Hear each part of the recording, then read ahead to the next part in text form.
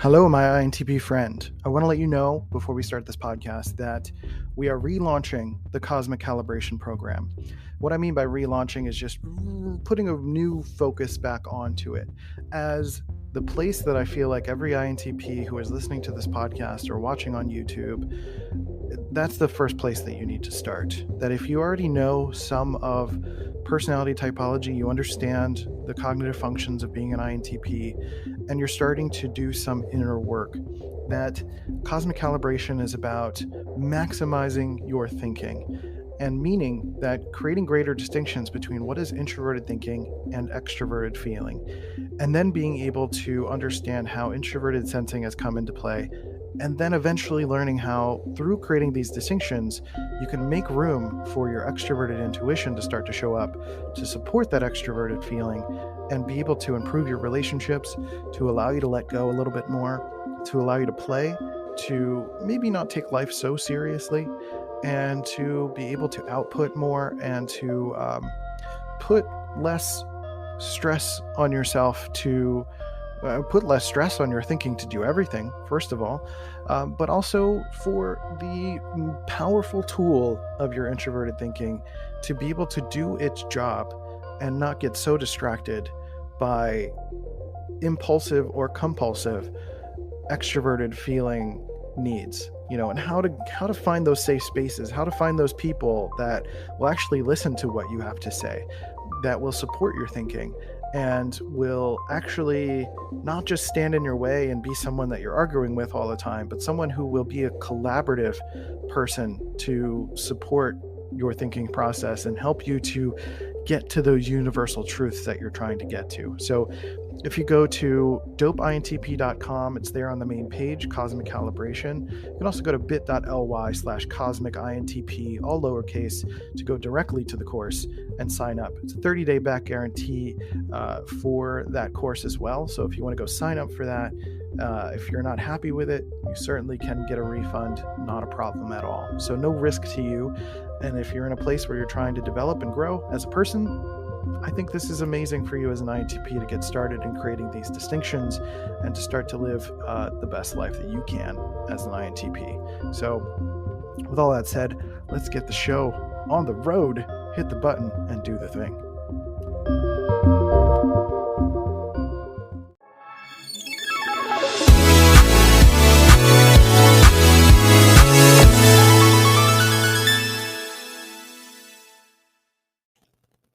Hey everybody, C.Note here, and welcome back to Dopamine, the show that is all about personal acceptance.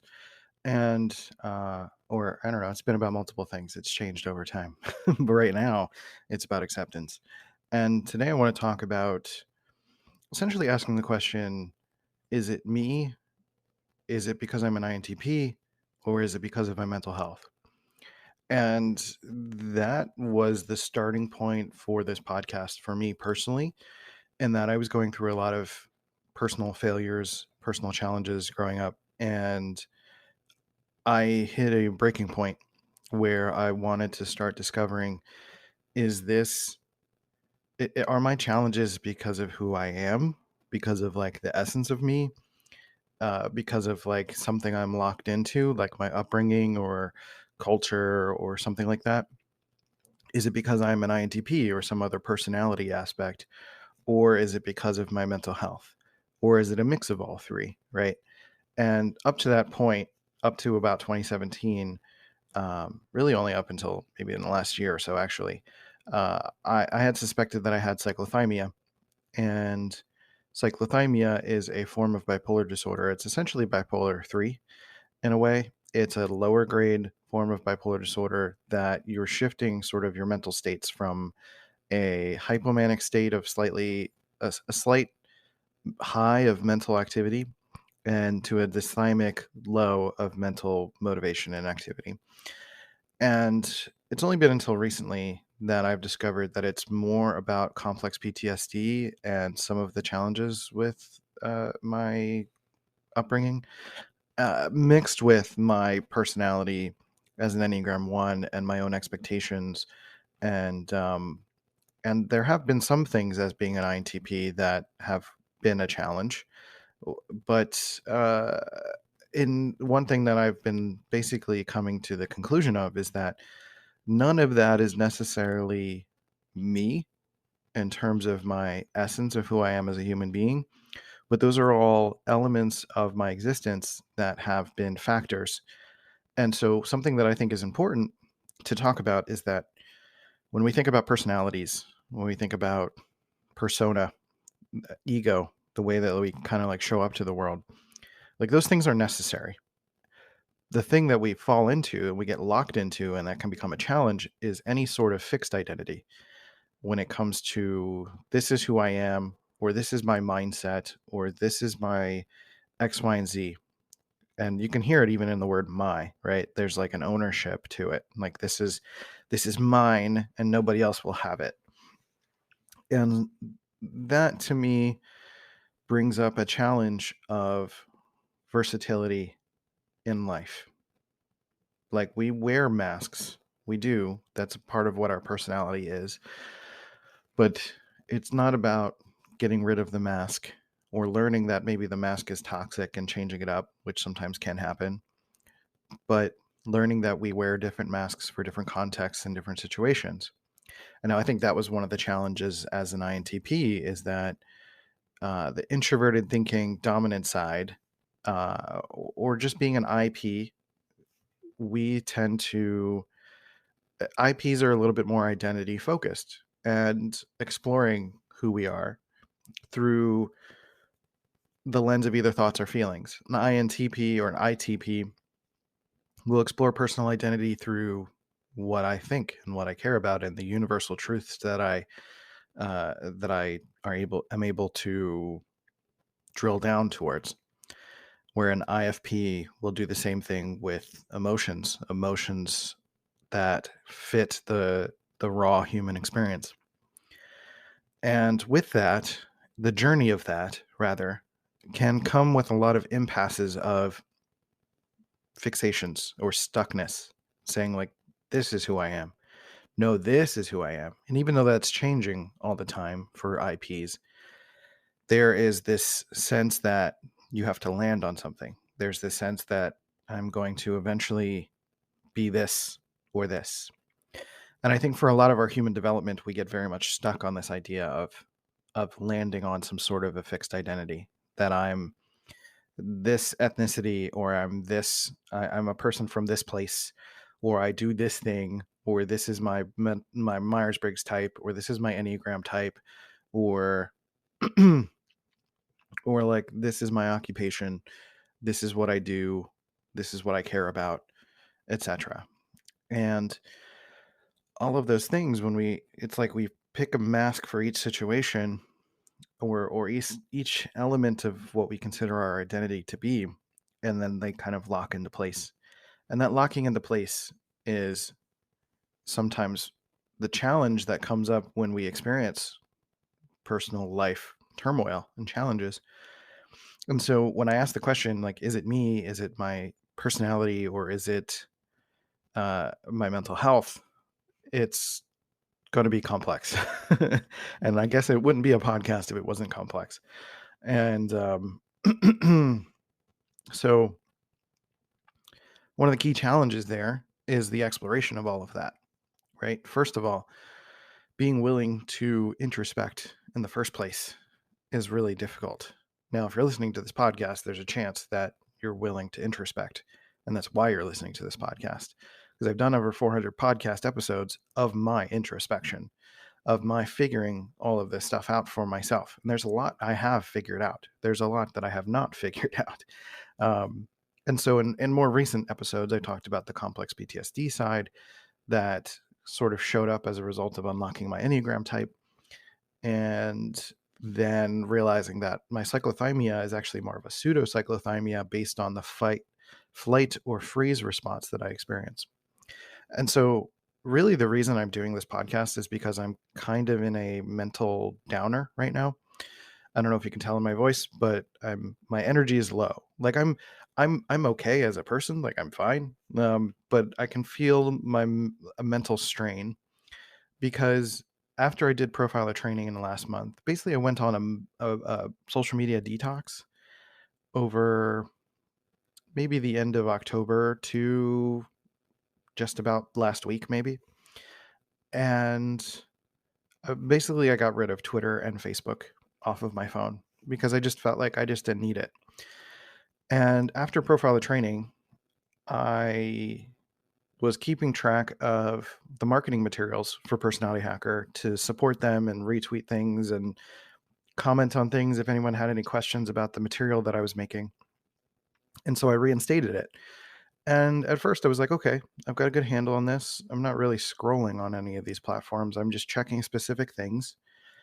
And if I have things I need to share or say, then I can do that. And I will do that. And I did do that.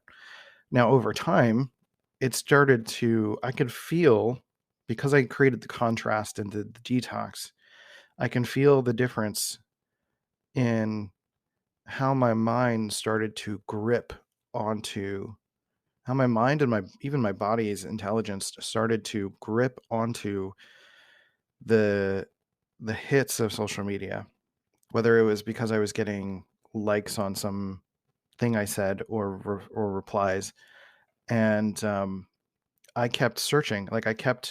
There's a specific spot on my phone's home screen, and I was noticing my muscle memory. Every time I opened my phone was immediately just going straight to Twitter, just not even thinking about it, just boop, boop, right? And it opens it up. And if there's not a notification, then I felt my brain, I felt this tinge. I don't even know how to describe it really. I just felt this like disappointment feeling. Something I wouldn't have realized in the past if I A, didn't do the detox, and B, didn't take haven't taken the time to really learn introspection and coming aware of like even minor changes in my chemical inner space. And so I just noticed that there was this feeling of disappointment.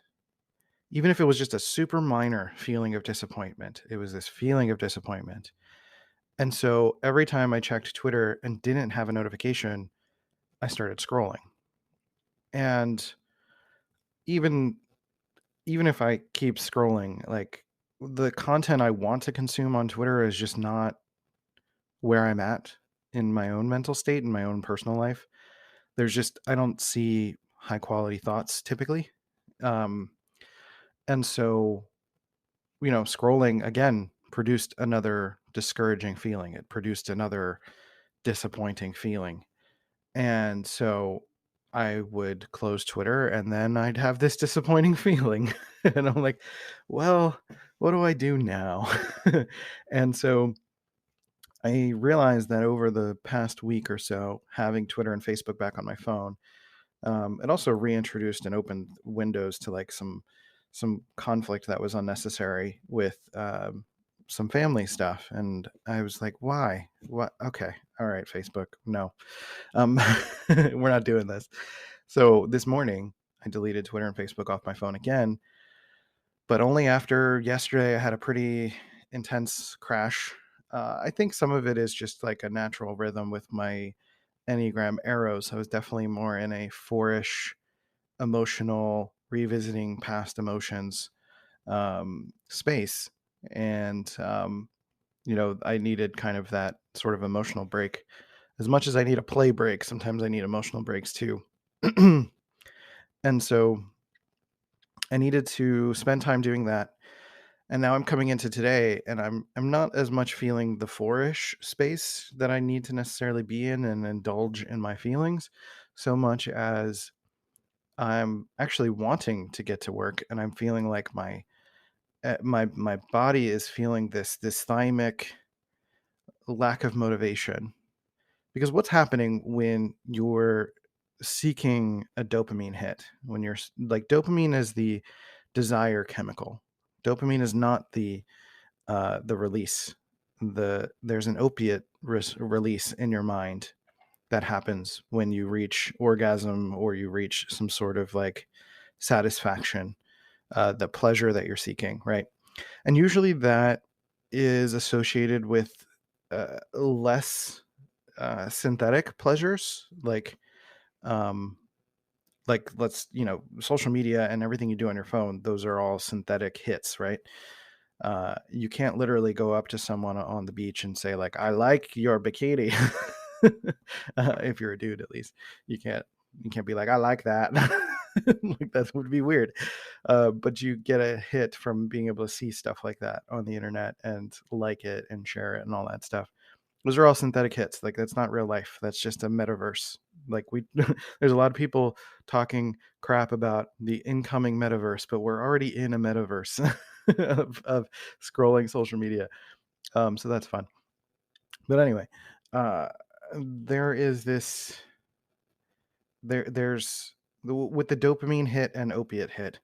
Basically, the dopamine desire chemical. Every time that you desire something and get the hit for it, if you're doing it at too quick of a succession, it you desire it more, but you like it less.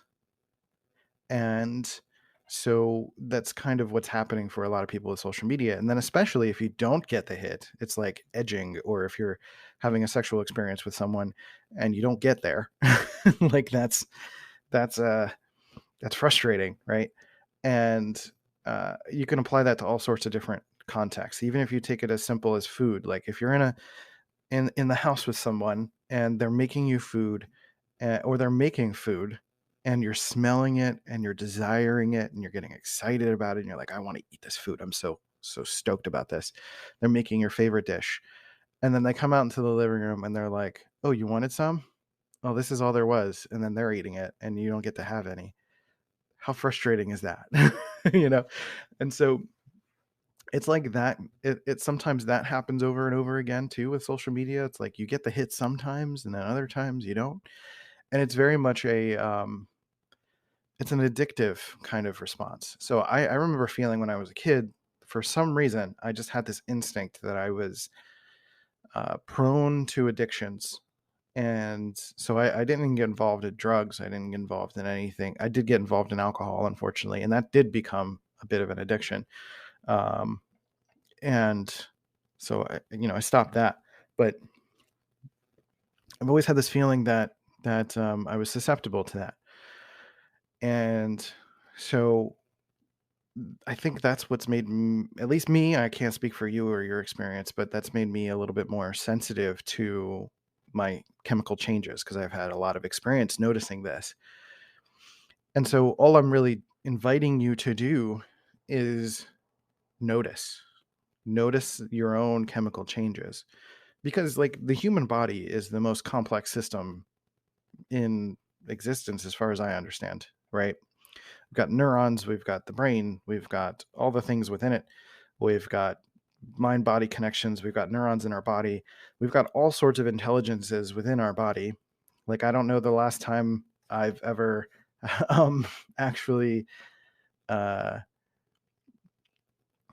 have been aware of what my body is doing in terms of like dispersing vitamins to the vital areas that need vitamins, storing fat, and then getting rid of all this. Like I don't have to think about that. My body is doing that. That's a body intelligence, right? And so there's this massive beauty in terms of like what our body is capable of doing. Now, when we get into all sorts of trouble and turmoil in our life, it's usually because we're letting our chemical responses control the essence of us, right? And it's not as if we need to be hyper disciplined and control our body and things like that, but like get better at noticing, because when you notice, then you can make choices for yourself. Meaning, in the context that I just described with social media, if I'm noticing that there are chemical changes happening that is influencing my behavior in a way that I don't feel like I'm having a choice in anymore, and it's affecting all the other areas of my life and affecting my ability to focus, my ability to have a better relationship with my partner, to etc. Um, then I need to notice that and I need to make changes, right? So with the dopamine thing, like there's been experiments run on mice that they would go up to a lever, and every time they'd hit the lever, then they'd get the opiate release. And they would keep pulling the lever over and over again and keep getting the release, and they would keep seeking it. It's like the dopamine levels would get higher, but the opiate response would get weaker. as I mentioned before. And so they would be willing to, then they put like an electric field between them and the lever, and the mice were willing to cross the electric field to get to the lever. But when they did the same thing with food, the the mouse was not willing to go get food or even take care of their basic needs, because the opiate hit related to the lever was consistent and strong and easy, right? So it's kind of the same thing that's happening with social media. If you get to go online and you get to hit a simple button and just hit like, and get responses, or you get likes, and it's just this synthetic hit over and over again, right? And then when you go and experience real life, when you need to eat food, when you need to take care of yourself, when you need to work your job, when you need to focus for a long period of time, when you need to develop your relationships, when you need to even notice yourself and notice when you're needing breaks, when you're needing to go for a walk, when you're needing to take a drink of water, when you're needing to breathe. And it's affecting the ability for you to notice. Because I notice also for me that when I am in it, it is really hard to notice when you're in it. It's like when you're in a pot of boiling water, or when you're in a really hot bath, it is really hard to tell how hot the bath really is. Like someone else could come in and touch the water and they'll just be like, whoa, that's crazy hot. Are you okay? Because you're slowly matching the temperature of the water that you're in. And because your body's doing that. And in the case of the social media dopamine hit, you're in it so much that you're not, it's not easy to create that contrast. And so I have a personal mantra that I believe contrast reveals all things. And if you're able to create that contrast, take a step away, take a break, release yourself from what you feel like is gripping your time, and seeing how that feels, right? It doesn't have to be that long. It can be a week. And just catalog. You could make a verbal note. You can write it down. You can talk to someone about it and make it an experiment for yourself to note your changes, right? Day one, I'm feeling withdrawals. I'm feeling like I want this really bad. And it's actually unsettling the amount of how much I want to click the social media buttons, you know? Uh, and that's really what has caused my initial change. And then when I went back to it, I was like, oh, okay, we're going through it again. And sometimes the challenge, even with like addictions of any kind, with drugs and stuff like that, there's a fear of getting off of it because of the feelings that will come up when you get off of it. Because when you get off of it, it feels awful. Like I feel kind of physically awful right now. I'm lucky that like I have a understanding of all of this, and I don't feel too closely tied to the feelings that I'm having. Like I have a healthy distance to it where I'm like, okay, this is just what we're experiencing, and this is what's going to happen. It's going to take a few days, and we're going to reset, and then we'll be all right. In the meantime, I'll do the best I can, and just not being too harsh on myself. And that's the thing with like noticing, right? If you're noticing your mental health tendencies, you're noticing your behavioral tendencies, you're noticing your personality tendencies, and all of these things, it is just a noticing. It's a noticing without judgment. And that's hard because there's all sorts of things that we beat ourselves up for. And so it's really easy for me to beat myself up over this and say like, oh, I fell back into it. Oh, I can't believe I did that. Now I can't focus, and now it's going to affect money, and I can't get things done in time, and I can't be a good partner, and then the kids are going to come over and I can't put a lot of attention on them. It's not very exciting, and I'm right, over and over and over again. Like it gets incessant. I get kind of annoyed with that voice after a while. I'm like, okay, stop. Let's stop. We don't need to do all that anymore. It's just incessant.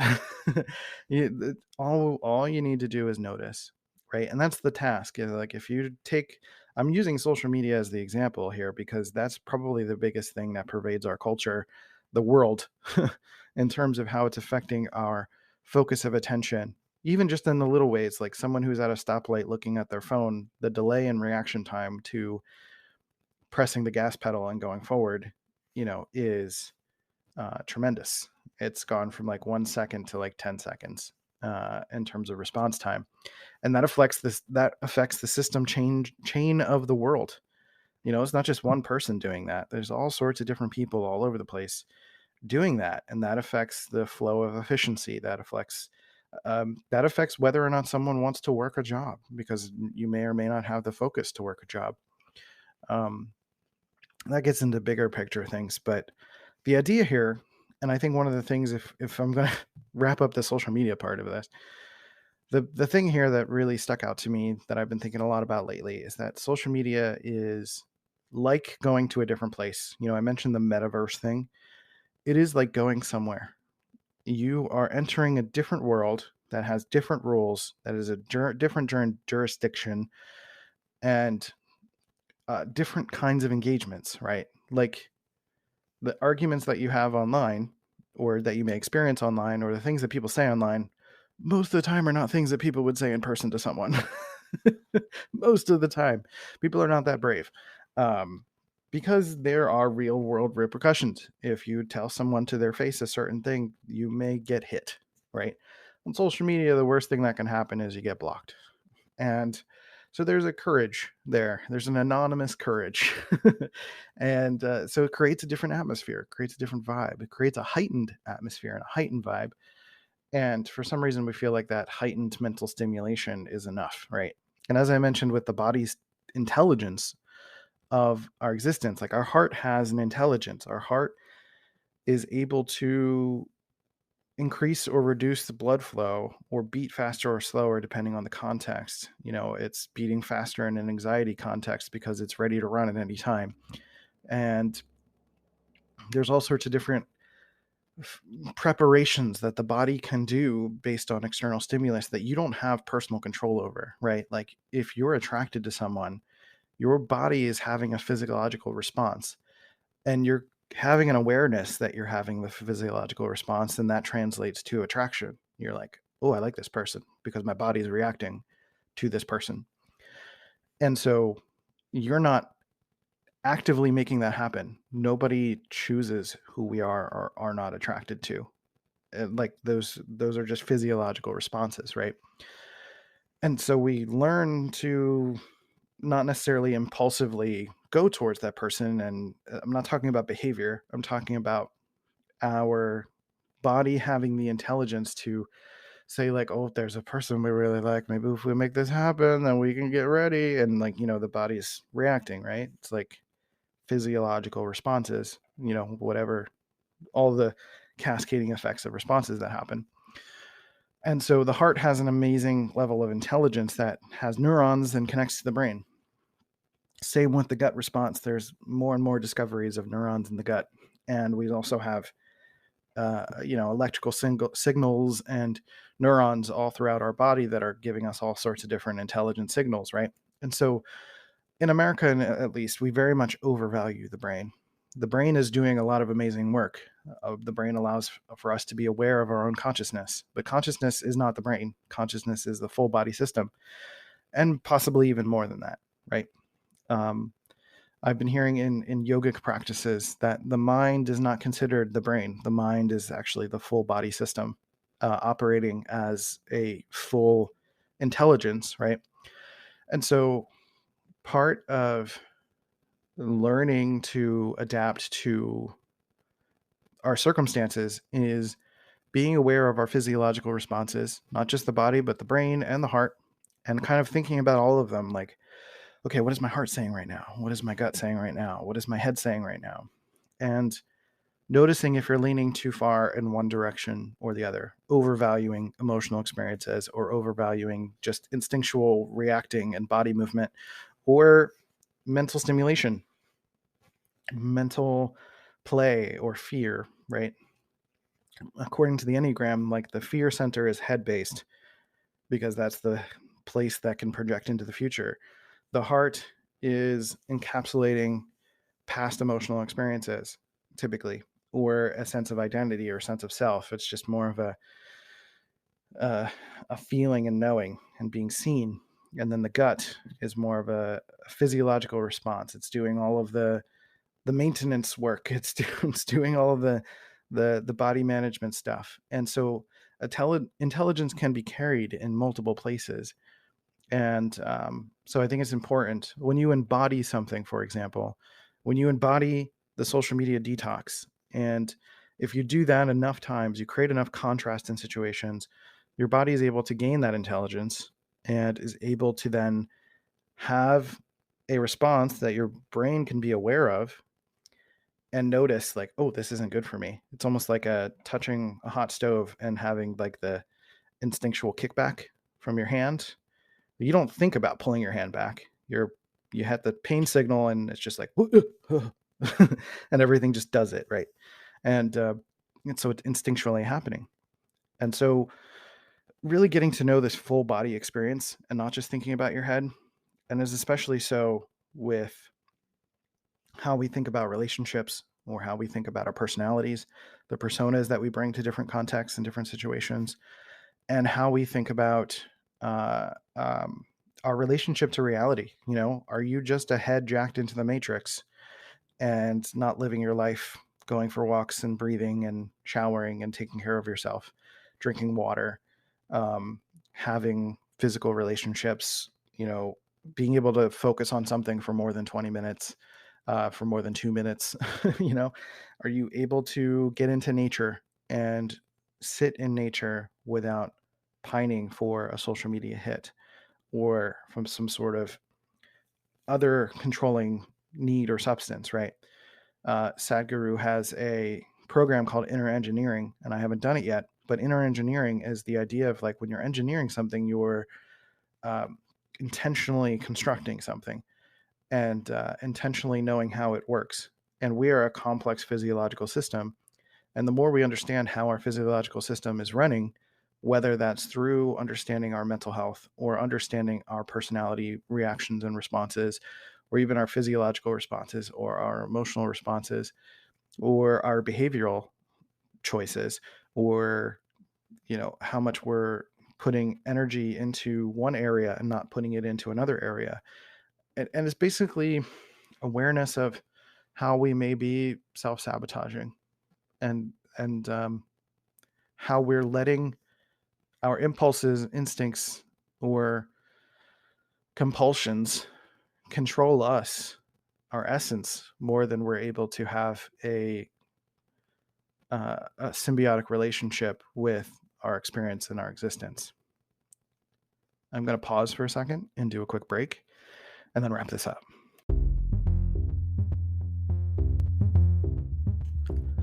Hello, my INTP friend. I want to let you know before we start this podcast that we are relaunching the Cosmic Calibration Program. What I mean by relaunching is just putting a new focus back onto it as the place that I feel like every INTP who is listening to this podcast or watching on YouTube, that's the first place that you need to start. That if you already know some of personality typology, you understand the cognitive functions of being an INTP, and you're starting to do some inner work, that cosmic calibration is about maximizing your thinking, and meaning that creating greater distinctions between what is introverted thinking and extroverted feeling, and then being able to understand how introverted sensing has come into play, and then eventually learning how, through creating these distinctions, you can make room for your extroverted intuition to start to show up to support that extroverted feeling and be able to improve your relationships, to allow you to let go a little bit more, to allow you to play, to maybe not take life so seriously, and to be able to output more and to put less stress on yourself, to put less stress on your thinking to do everything, first of all, but also for the powerful tool of your introverted thinking to be able to do its job and not get so distracted by impulsive or compulsive extroverted feeling needs, and how to find those safe spaces, how to find those people that will actually listen to what you have to say, that will support your thinking, and will actually not just stand in your way and be someone that you're arguing with all the time, but someone who will be a collaborative person to support your thinking process and help you to get to those universal truths that you're trying to get to. So If you go to dopeintp.com, it's there on the main page, Cosmic Calibration. You can also go to bit.ly/cosmicintp, all lowercase, to go directly to the course and sign up. It's a 30-day back guarantee for that course as well. So if you want to go sign up for that, if you're not happy with it, you certainly can get a refund, not a problem at all. So no risk to you. And if you're in a place where you're trying to develop and grow as a person, I think this is amazing for you as an INTP to get started in creating these distinctions and to start to live the best life that you can as an INTP. So with all that said, let's get the show on the road, hit the button, and do the thing.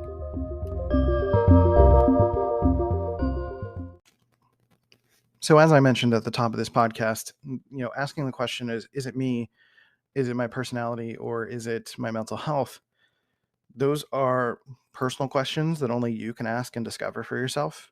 I have this podcast with 400 episodes of my personal discovery because maybe that can help you, but only those things can be a prompt. When it comes to personality profiling and what I just got through with personality typology stuff, John Beebe says that you are the instrument, and you are the instrument means you are the one playing your tune in your life. You're the one in control of your circumstances. And now when we think of you're in control of your circumstances, we usually think about, I'm not in control of my circumstances. I can't control people. I can't control my environment. I try to make people do things, but they don't do things. That's all I ever hear in my head when either I do that or someone else does that and they're like complaining about the outside world. I just hear sounds like a lawnmower. um, Usually when we're talking about things like control, it's always about the outside world, right? There's the thing about acceptance, it's about the self. The thing about understanding your circumstances is it's about the self. Sometimes we can get attached to mental health because in an external diagnosis, and it's like someone else said that I'm broken, so I can do whatever I want. Right? That's not necessarily what I'm saying. If you are experiencing mental health difficulty, whether that's diagnosed or not, maybe it's ADHD, maybe it's complex PTSD, maybe you're experiencing schizophrenia or any other complex mental disorder, you still have to make the choice for yourself, if you have some control of your faculties, to get the help you need and to be able to develop a self-awareness over time to make the choices for yourself that you need for yourself.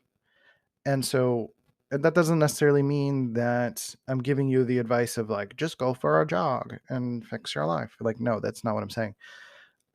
Incremental changes. Contrast reveals all things. Start to be self-curious. Start to self-discover. What makes you feel better? What makes you feel worse? What gets you out of a slump? What gets you into a slump? No one else is going to determine that for you. And I think another reason I started this podcast was because I was seeing a pervasive narrative in mental health spheres, more so the public, like people who are self-proclaimed mental health or mental illness havers, self-diagnosed, or people who have some sort of diagnosed something, is that there is this there's almost this like self-flagellation a little bit that comes with the mental health thing. It's like, I can't do anything about it. I'm stuck. I can't, or I'm expecting someone else to care so much about my experience that they're going to accommodate me at every turn. And the unfortunate reality is that that's just not going to happen. Our favorite topic is ourselves. That's what this podcast is about, is like, I'm talking about myself and my experience. And you have to really own that you are your favorite topic, but not expect others to have you as their favorite topic, because they are their favorite topic, right? So they're living their experience. You're living your experience. And while on a system-wide level, There are definitely larger accommodations and changes that can be made. I'm not talking about that. I'm talking about you and your individual experiences and your individual happenings, right? Because if you just kind of wait for the system and the world and communities or whatever to accommodate you, you're going to be waiting a while. You're going to be delaying your life until those things happen. And it may be amazing that eventually those things happen. Like I'm dyslexic, for example, and reading can create nausea and headaches and have all sorts of challenges. But I can't expect the world to stop using text. It's up for me to be aware of when I'm feeling nauseous, of when it's too much, of workarounds or scripts that I have in my mind to express that I need a little bit of a break, or to take the break I need when I need the break, um, or to be able to explain my experience if it needs to be explained. And, you know, anything that is fitting into that like lawnmower, like it usually comes out as like an external thing, right? Like I wish other people would care about my experience. I wish other people would blah, blah, blah, blah. I wish the world would accommodate blah, blah, blah. And I'm not saying this in this joking way to like devalue your experience, because it sucks. Like having mental struggles sucks. Having complex PTSD and all of these chemical reactions and changes sucks. Uh, but that's part of what I'm talking about when it comes to acceptance. Acceptance meaning that many of the major stressors we have in our lives are a result of stress, or resulting in stress. Stress being the difference between where we are and where we think we should be. Stress being the tension between 2 points, right? If you were putting a rubber band around one loop, put a rubber band around another loop on the other side of the room, that is stretching the band, that is creating stress. And acceptance is about settling into where you are, and you don't need to stretch yourself, right? If I'm looking at my situation today where I'm feeling low and I have lower energy and I don't want to be on camera, so I'm not going to be on camera. I decided I'm just going to talk because that's what I got. That's what I feel like I can offer. And this is what's on my mind. So I'm going to offer this and talk about this. That I can accept the level of energy that I'm at and make the accommodated changes. Or if I don't have it in terms of cooking or figuring out what the minimum of what I could do is, I'm just going to do what I could do. That's part of accepting my situation. It doesn't mean I'm not going to try. It doesn't mean I can't push a little bit, but the level of pushing that I could do is going to be different than when I'm on a really good day, right? And the worst thing that I can do for myself is wish that I was feeling a different way than I'm feeling. And that creates the lawnmower effect of like, oh, I wish I was feeling better. I wish I could have better energy. I wish I could do all these things right now. I wish I could, right? It's like, that's not helpful to me. It really isn't.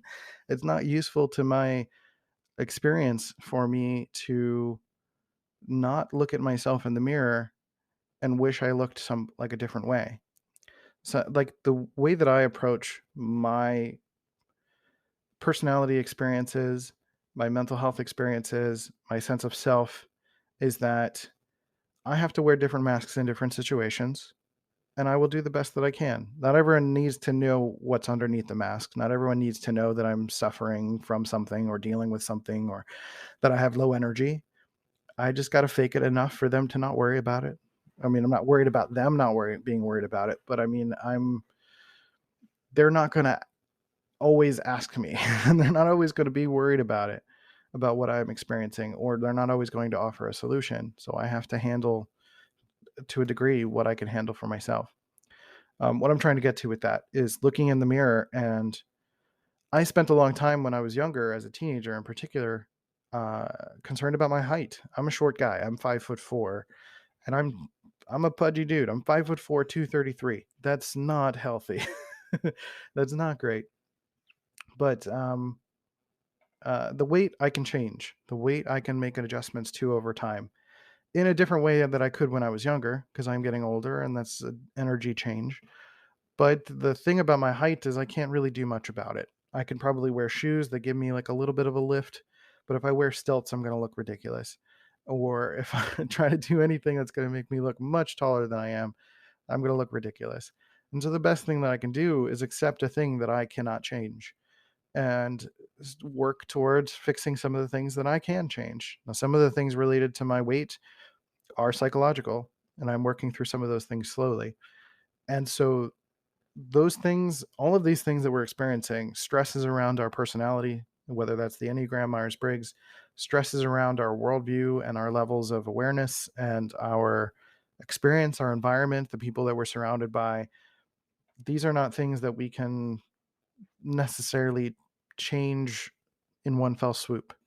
We can't fix the world in one fell swoop, or all the big things that we care about in one fell swoop. You can delete Twitter in one fell swoop, turns out. So that helps. um, but you're still going to deal with the feelings that come from as a result of that, if you're feeling the addictive feelings that I feel around it.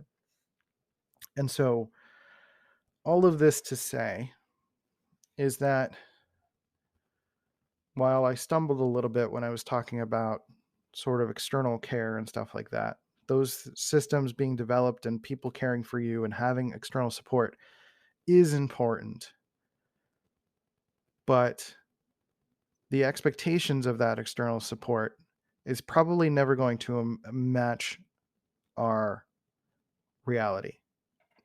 We may expect that someone should loom over us and care for us and do all the things for us, or always accommodate our mental health situations, or our personality, um, or adapt to who we are in our context. It's a push and pull thing.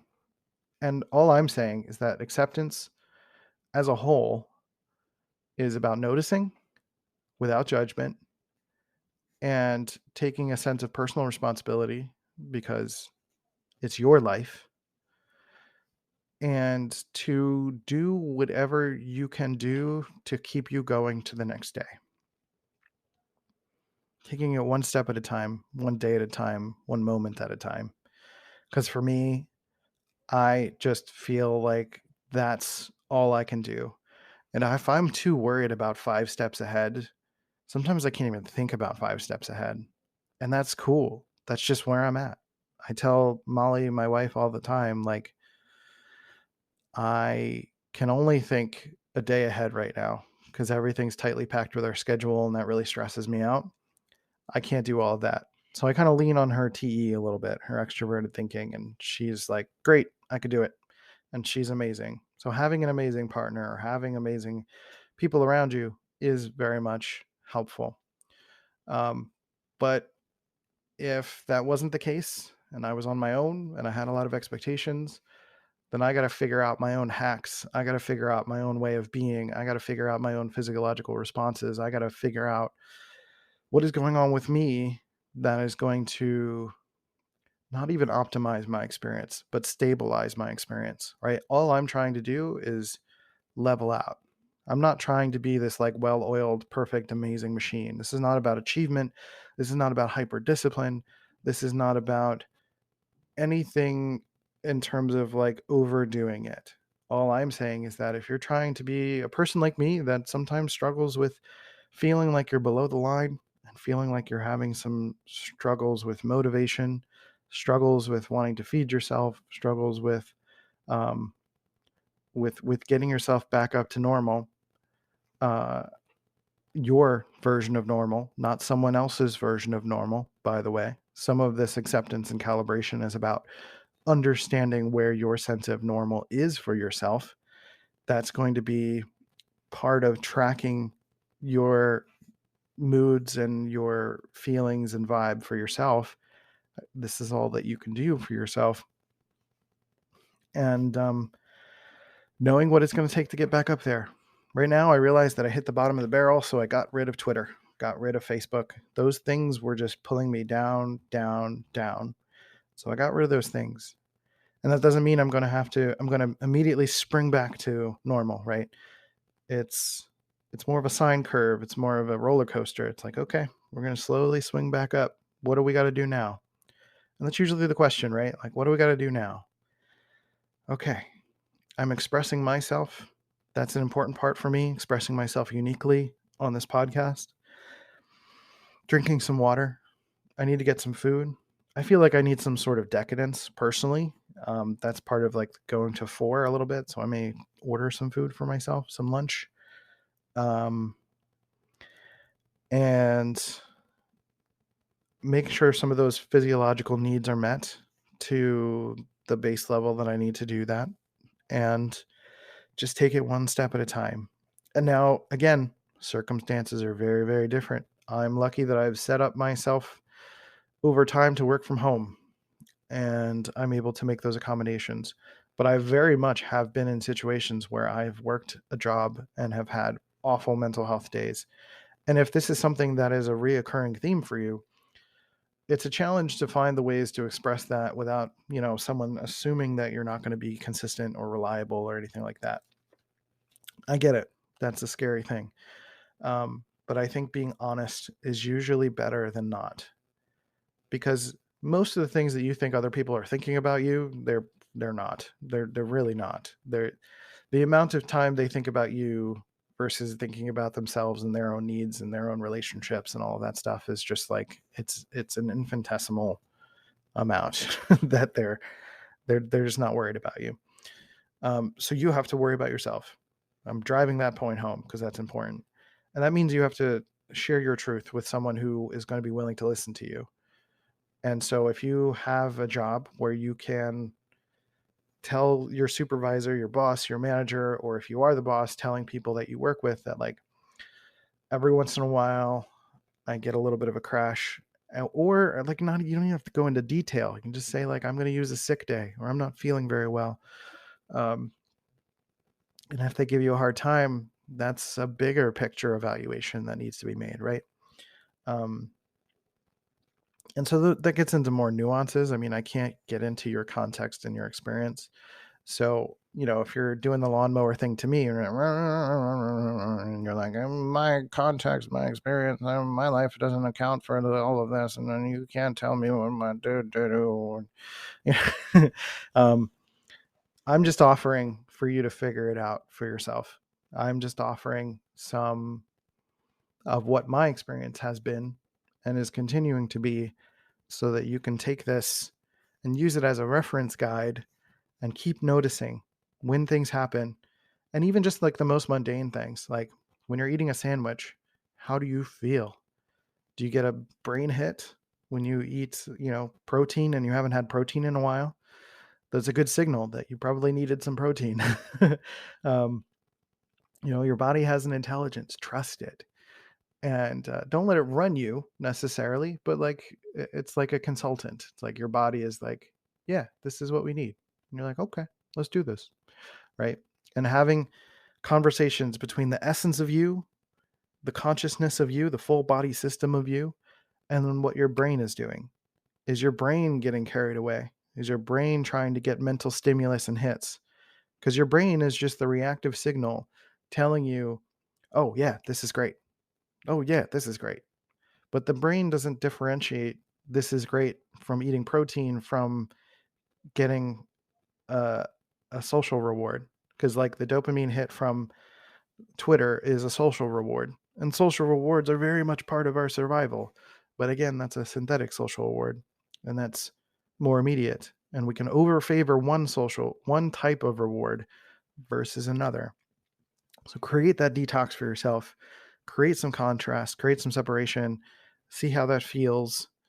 And hopefully that works out for you. Because if you want to leave me some feedback, tell me a little bit of your story, try something first, then let me know how that feels. You can leave an email at dopaminepodcast@gmail.com. I'm not really on social media right now. If you DM me on Twitter, I will get an email notification for that. So I'm at Let's Go C.Note on Twitter.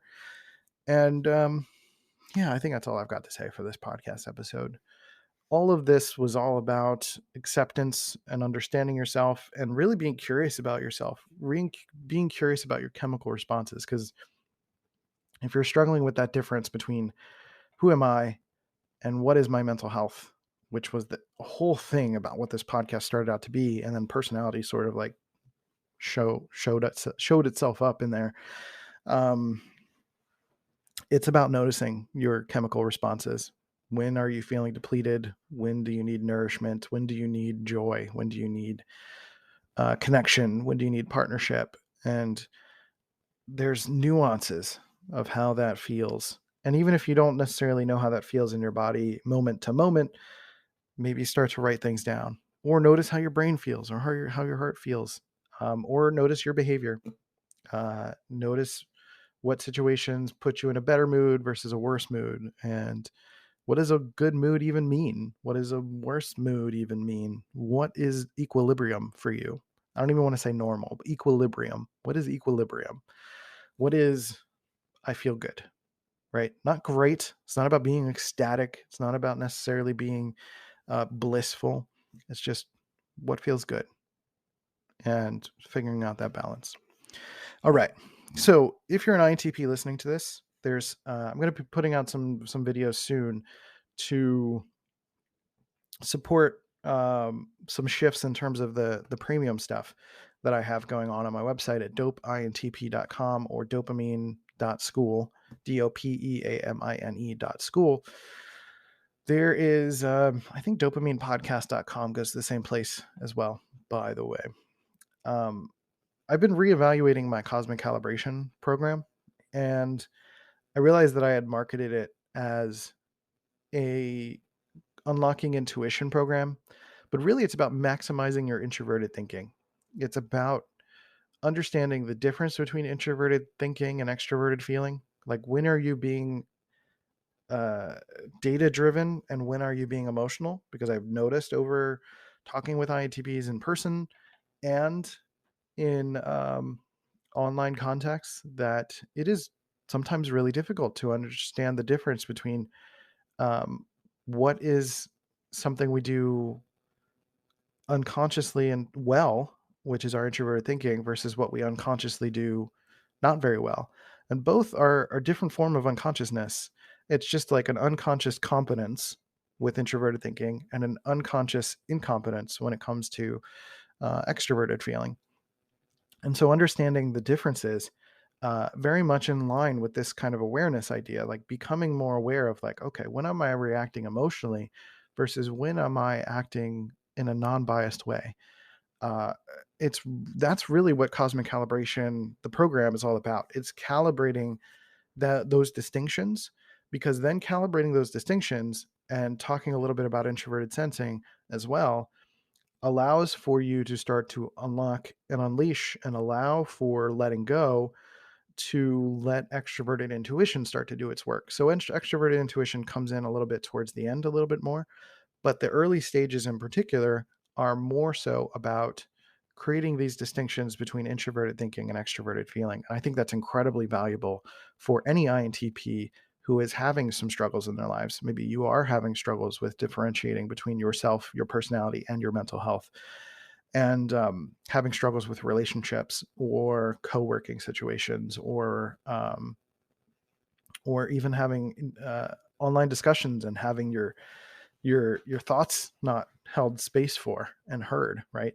All those are very real INTP challenges. So I would suggest that if you are comfortable with knowing that you're an INTP and you're curious about wanting to make these important distinctions, that's the program that you should get started on. That's Cosmic Calibration. If you go to dopeintp.com, that is the main button. Click the Learn More button, and then you can check out, I've got more descriptions on there, but sign up for that 30-day back guarantee. So it's no risk to you. If you take the full course within 30 days and you don't like it, you can refund. It's really not a problem. Teachable handles all of that stuff. So 30-day back guarantee. I mean, I would do it. And then I would just, if I didn't like it, I would refund. So, no risk, just go do the thing. And then also, if you're someone who is kind of new to learning that you're an INTP, or you're not sure if you're an INTP, you're kind of on the fence, we have a free course called Are You Really an INTP that goes through all 8 cognitive functions, 4 of which are already on YouTube. The other 4 are not. The other 4 are exclusive to this free course. And that gets you kind of an easy way into sort of the back end ecosystem. And then we've got, emails and all that stuff. If you're not sure about any of that, you can sign up for our email list, and we have an inner exploration. It's called Exploring the Inner Cosmos, little secret podcast series that comes in your email inbox to get you started on that idea of cosmic calibration, and creative flow and all of that stuff. So just a reiteration, if you're an INTP looking for distinctions between TI and FE, cosmic calibration. If you're not sure that you're an INTP, go sign up for Are You Really an INTP? If you like dopamine, but you're not really sure where to put your attention in terms of the premium stuff yet, you can start by signing up for our email list. And there is a free secret podcast that comes into your email. There's like 3 episodes that come into your email inbox that are only for email subscribers, called Exploring the Inner Cosmos. It's about input, process, output, understanding how your brain and body works in terms of taking in information, processing it, and then putting it out into the world. So I have been C.Note, aka Christian Rivera. I appreciate you being here, listening to this podcast. Happy holidays if you're someone who is celebrating holidays this time of year, or happy winter solstice as it's coming soon. I don't know what day it is. Is it 16th today? December 16th today. So yeah, in a few days, happy winter solstice. And the darkest day of the year is only in a few days. And then from there, it's upswing back into light. So go drink some water. Take care of yourself. I appreciate you. Thanks for being here. And I'll catch you next time on Dopamine. See ya. Bye. This has been a C.Note Media production.